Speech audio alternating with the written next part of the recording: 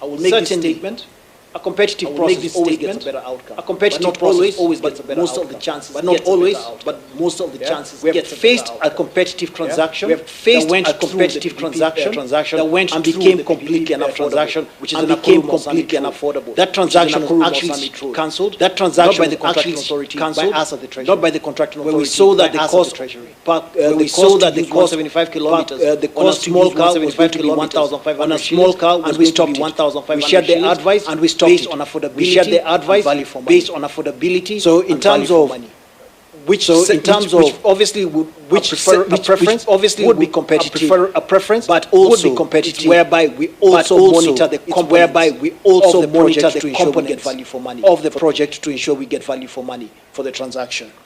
I think DG on the Nakuru Mao Road, I think we don't have the data, and we don't know that you did due diligence when you are doing the procurement, so you may not be able to use it as a standard to gauge the viability of competitive bidding versus PIP. The question about this PIP is this a PIP? What is being initiated? Yes, this is a PIP.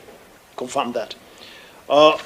Honorable Chair, the Honorable Senators asked me about my appointment as Deputy Ambassador in the US. Yes, I was appointed.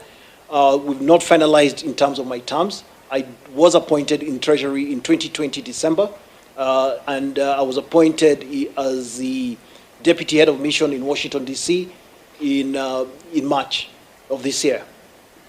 And since then, a lot of discussions have been ongoing, and I've not yet formally accepted my appointment. And the reason for this is purely because the terms which are presented do not match my existing terms. Have you rejected the appointment? I am hoping they will fix my terms, Honorable Senator. There's a letter that went out to them. I think it was 2 weeks ago. I think that's okay. The last, you have a minute? Yes, I'll finish. Thank you. I'll finish within a minute. Market testing. In terms of, did we conduct a market testing on this transaction? The answer is no, but we know from market that there's a significant market interest for airport PPPs. A number of parties, including banks, development finance institutions, have come to us and indicated that there's a lot of interest in JKIA. And also following the letter that we received from the State Department, they had also received quite a bit of interest on JKIA. A market testing is conducted through a market survey, either by visiting potential proponents or potential investors. We didn't do that. The PIP initials on the heads of the initials document you're talking about, it's the heads of terms. Yes, that is not a binding document, but it's initialed by both KAA and ADANI.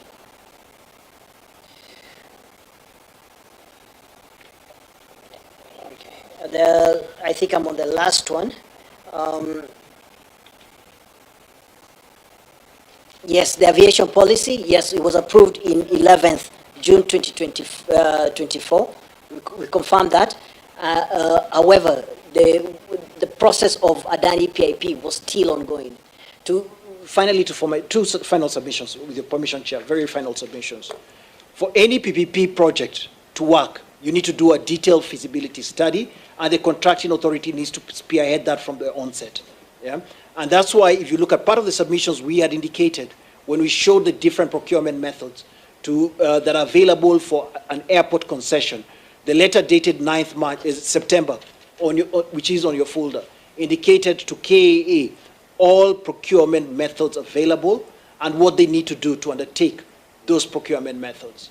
Chair, with your permission, lastly, there's some comments which have been made, and I'll talk about it, which is on self. I'm a career professional banker, came into government to provide public service. I have done a number of project finance transactions, syndicated loans, and I have not benefited on a personal capacity on this matter. I submit. Thank you. Thank you very much. Senator Chute, I think you're the last one, so that we can come to a conclusion. Chair, thank you very much. I know we are all tired, and I want to have a few questions, and straightforward questions. And Chair, the behavior of our fellow senators earlier was not good at all. And they wanted to ask many questions. We were here. We also wanted to ask some questions, very specific ones, and we couldn't get an opportunity. Having said that, Bwana Chair, I want to first of all congratulate the CS for the good work he's doing. And I know he's been doing well for this country as also minority leader and also as CPAC chair. Chair, I just want to tell the CS Finance, there is the issue of infrastructure bond Or floating some shares to Kenyans. I want him to look at that opportunity, if that can work, because he's been fighting for Kenyans for many, many years. And since he's now at the helm of the Treasury, I want him to go back and rethink of how, if a proposal, if he can also have a parallel program to look into those things. Why am I saying this? I have a lot of connections with Ethiopia because of the border in Mayale. In Ethiopia, when they upgraded their airport, they borrowed 500 million from Exim Bank of China. And you've seen what the airport is. They are now managing about 22 million passengers every year. And again, they've now started a program for about 45 kilometers from Bole airport to host 100 million capacity a year. And that will cost them $6 billion US. And they are looking for funds. I know our Treasury CS can talk to his counterpart there and ask him, how did they manage to borrow money? And if I may add, there is Gilgibe Dam, huge dam. The government there sold some shares, even to Kenyans, Ethiopians and even Kenyans, and they've almost completed the dam. And that, if that can be managed, let him start a parallel program. The other issue, Chair, there is the issue of ALG. There was a transaction, that is a transactional advisor. They were procured in 2022. I don't know if the CS is aware. If you're not aware, you can check. They did some work on JKIA, on the request of the Treasury. And again, KIA also, or JKIA also, procured the same group. I want to know from the CS if they were procured under what circumstances. Is it a competitive bidding, or what process was used? And on the same issue, this contract is supposed to take how long? The same contract, both for the Treasury and JKIA, and terms of reference. And on the ALG also, I would want our friend Chris to tell us. They withdrew on 17th of July. Why did they withdraw? And if there are any correspondences on why they withdrew. The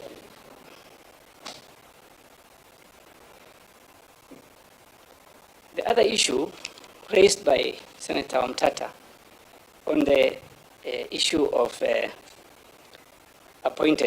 Chris being appointed head of mission in Washington. Bwana CS, there is a letter from LSK asking questions about Chris, why he has not reported to Washington. And is he earning salary as appointee of head of mission in Washington?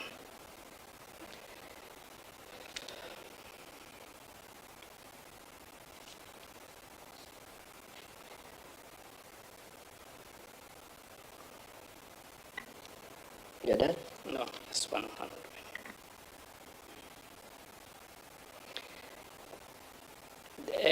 Finally, on Chris again, there was a meeting discussing on how to negotiate the issue, the matter between JKIA and ADANI.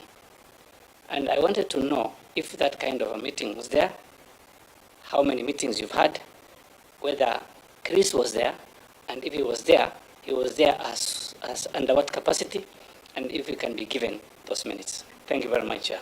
Okay, yes. Yeah, Chair, thank you. I will respond to most of them and leave a few to Chris. And I want to thank Senator Chute for what he has just observed. Chair, I want to, with all due respect, again repeat that I respect and take the work of the Senate very seriously.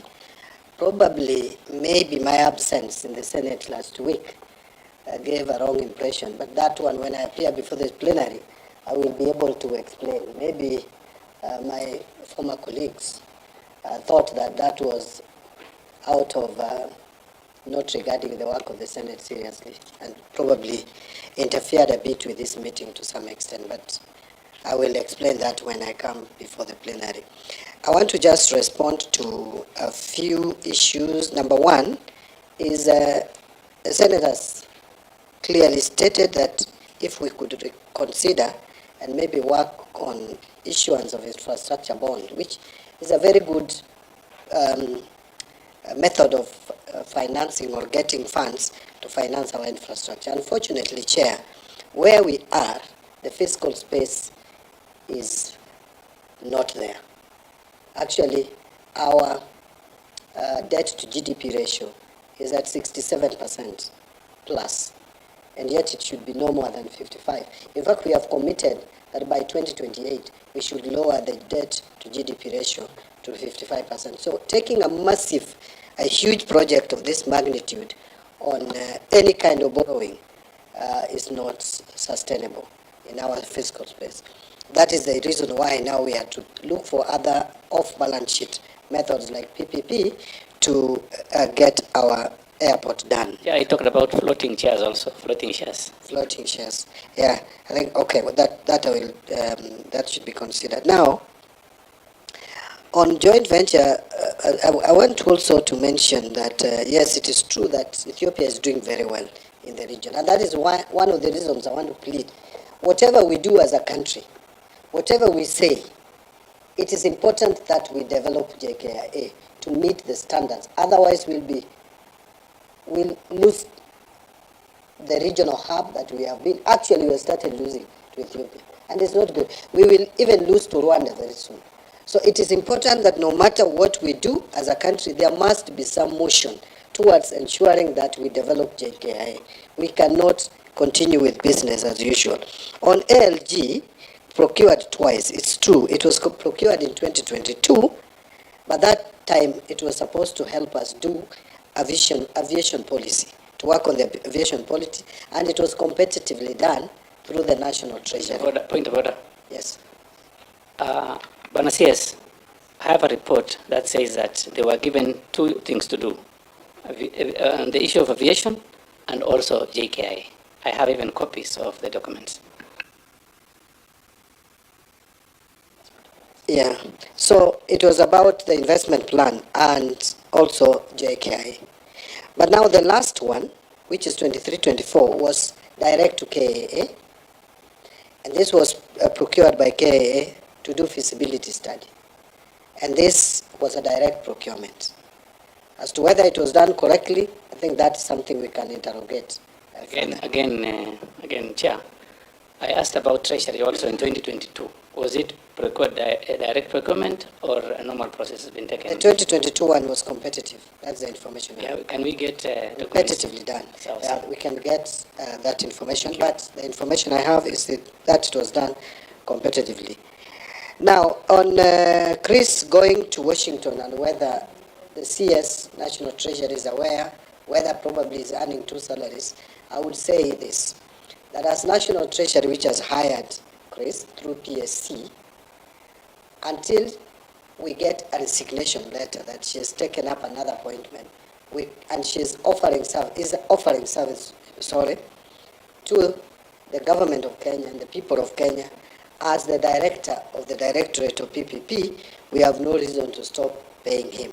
But I can confirm that he's not earning a salary as the deputy head of mission to Washington. meaning he hasn't taken up this appointment.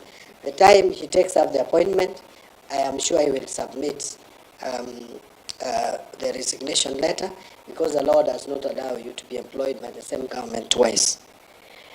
On the other case of Chris, I think he will now address that, and if there is anything I've left out. There is the issue of LSK letter. If you are aware, fine. If you are not, if you can check with your police. Yeah. Yes. Yeah, the LSK letter about the employment of Chris. Yes, why he has not gone to Washington? But you see, Chair, I don't know whether I would push my employee to take up another assignment if he doesn't want to. If he hasn't resigned, I would be comfortable if he stays behind and help me out, because I've not got a replacement. But it would be illegal if he takes up two appointments.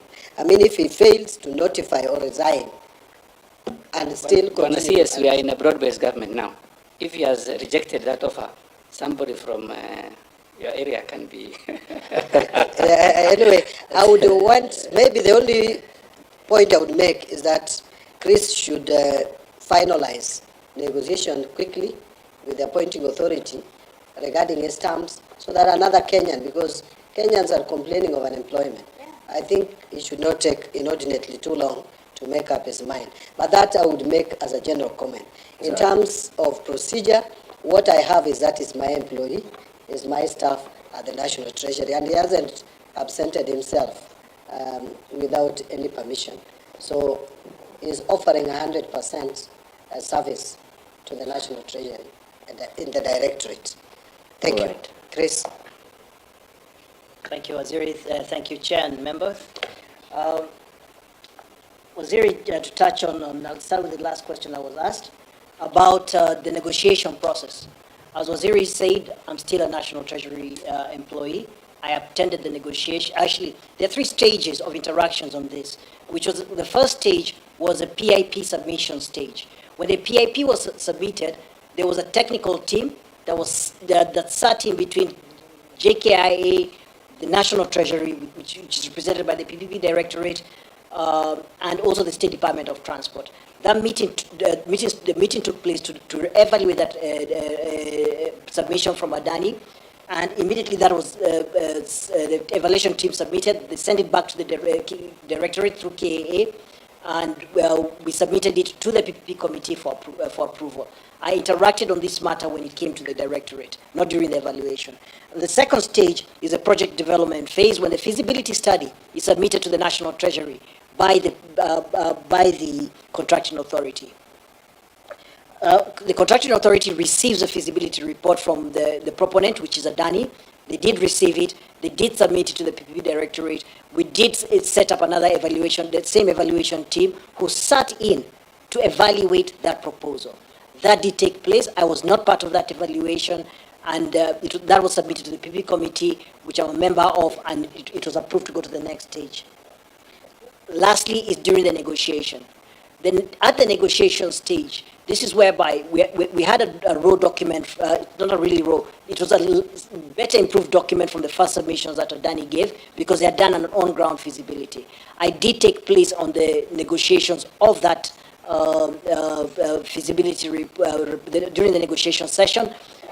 We did that together with KAA, the State Department of Transport, and there were also other state departments that were invited for this, including State Department of Transport, the Attorney General's Office, and also, I believe, Kenya Civil Aviation Authority was also invited for those sessions.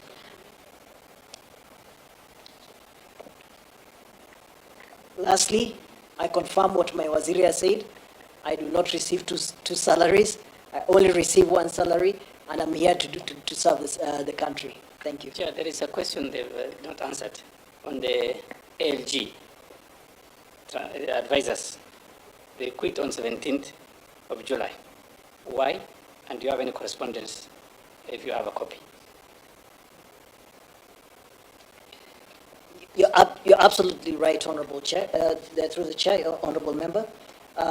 Senator, they did quit. What happened is we're having an engagement with ALG. and ALG mentioned to Kenya Airports Authority and gave them some reasons. We never received any communication, the formal communication from ALG. We had requested for it from KAA, we've never seen it to date. And I can confirm this, we were not party of contracting ALG. We were only party of contracting ALG in the aviation policy that was completed in 2022 through a competitive process with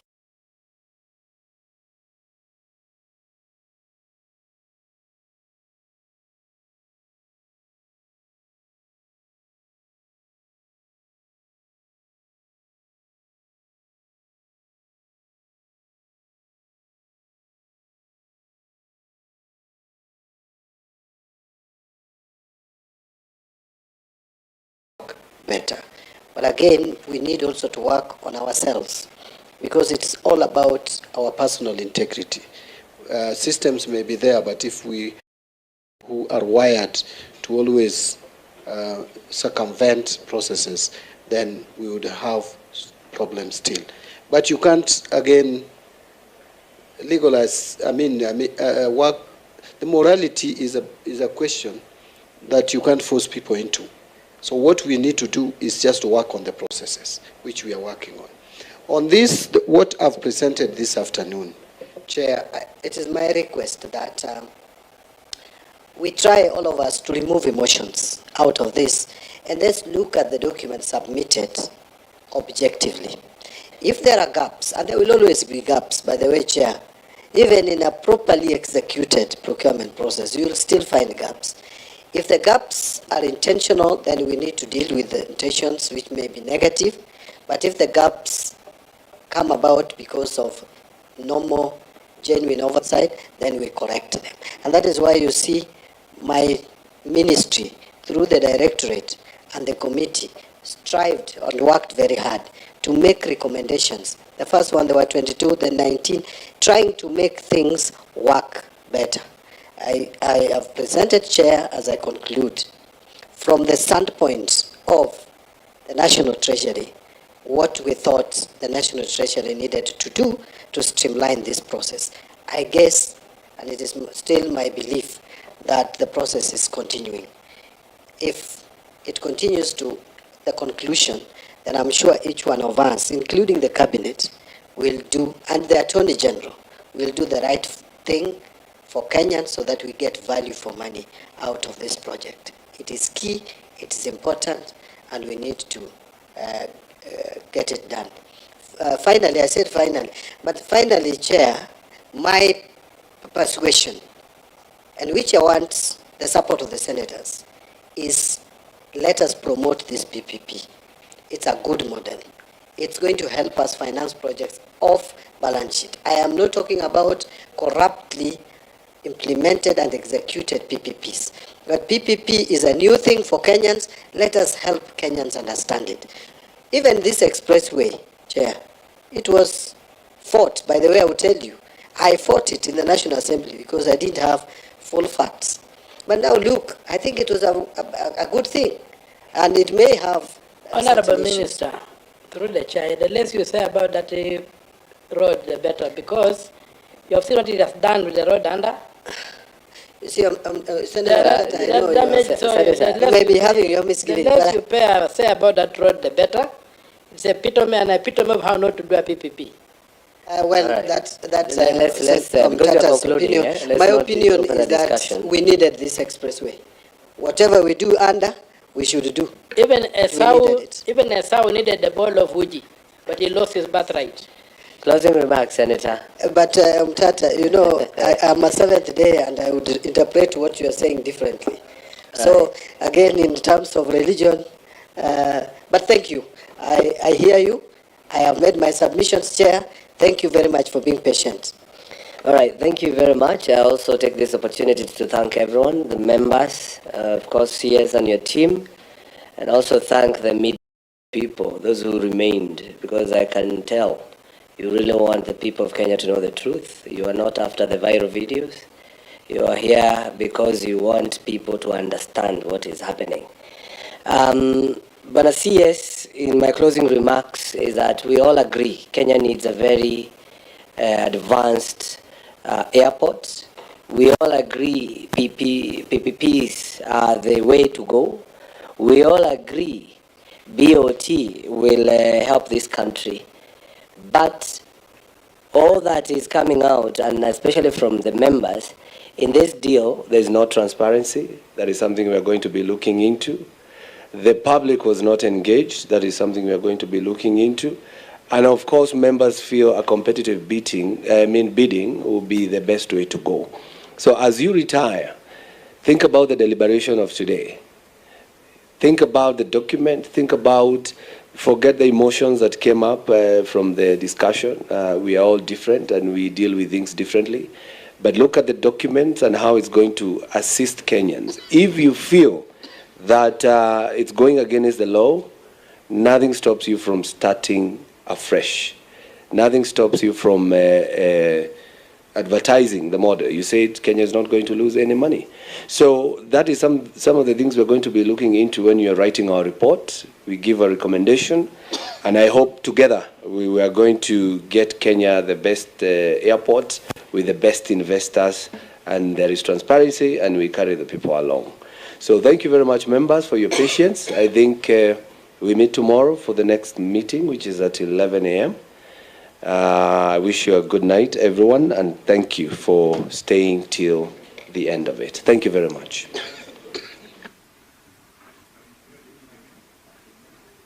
Yeah, we have adjourned the meeting.